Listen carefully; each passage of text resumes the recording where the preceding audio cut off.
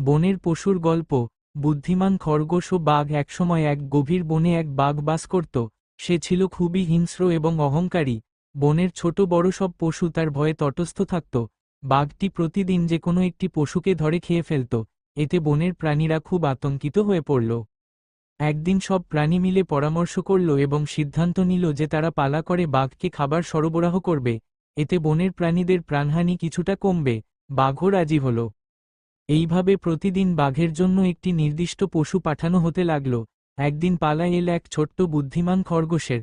সে ভাবল, আমি যদি সরাসরি বাঘের কাছে যাই, তবে নিশ্চিত মৃত্যুর শিকার হব। এর চেয়ে বরং একটা উপায় বের করতে হবে। খরগোশটি ইচ্ছাকৃতভাবে দেরি করল এবং ধীরে ধীরে বাঘের কাছে পৌঁছাল। বাঘ রেগে গিয়ে বলল, তুই এত দেরি করলি কেন? খরগোশ বলল, মহারাজ, আসলে আমাকে পাঠানো হয়েছিল অনেক আগেই, কিন্তু পথে আরেকটি ভয়ঙ্কর বাঘ আমাকে ধরে ফেলতে চেয়েছিল। আমি কোনোভাবে বুদ্ধি খাটিয়ে পালিয়ে এসেছি, তাই দেরি হয়ে গেছে। বাঘ রাগে ফুঁসে উঠল, আরেকটা বাঘ? আমার বনে, আমাকে নিয়ে চল, তাকে দেখে আসি। খরগোশ রাজি হয়ে বাঘকে একটি গভীর কুয়ার কাছে নিয়ে গেল। সে কুয়ার স্বচ্ছ পানিতে বাঘের প্রতিবিম্ব দেখিয়ে বলল, এই দেখুন, ওই বাঘটি কুয়ার ভেতরে আছে।